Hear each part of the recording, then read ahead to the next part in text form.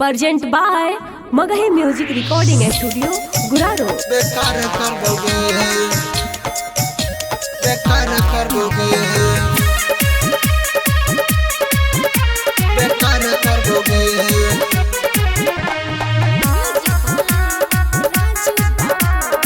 Mix by Ajit Yaduvanshi. काके बिया हवा अपन गे छौड़ी, जिंदगी हमर बेकार कैना गे, बेकार कैना गे।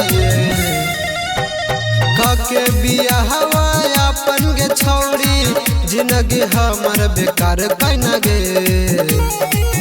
तोर खेलल खेला ससुरार कहोगे, तोरा तो जिंदगी बेकार करबोगे। छोड़ खेलल खेला ससुरार कहोगे, तोरा तो जिंदगी बेकार करबोगे।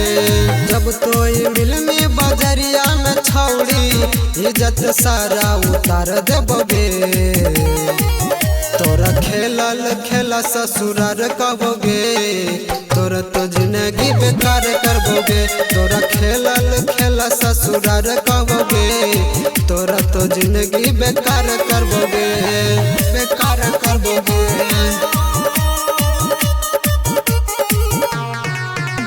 बेकार करबोगे, बेकार करबोगे। पहले कहानी गे छौड़ी, तोरे बनबौ रानी रे। यही से तोरा खिलावहियो अपन कोमल जवानी रे, अपन कोमल जवानी रे। सपना देखै प्यार कैनी अधूरा, हमरे तुहानी हला करब हम पूरा। देहियो सरफ हम सुने गे छौड़ी, भतरा तोर मर जैतोगे। तोरा खेलल खेला ससुरार कहोगे, तोरा तो जिंदगी बेकार करबोगे। तोरा नैहर के खेला ससुरार कहोगे, तोरा तो जिंदगी बेकार करबोगे, बेकार करबोगे।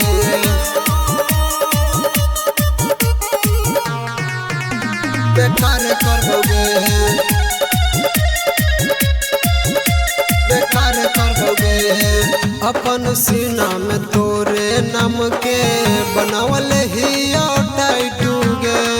लगहौ कि वायरल करियो साथ खिंचावल फोटो गे, साथ खिंचावल फोटो गे। इंटर में तोरे चलते भेलियो फेल, करब बवाल छौड़ी चाहे जैबो जेल।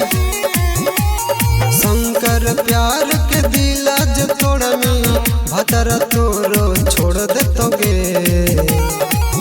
तोरा खेलल खेला ससुरार कहोगे, तोरा तो जिंदगी बेकार करबोगे। तोरा नैहर के खेला ससुरार कहोगे, तोरा तो जिंदगी बेकार करबोगे।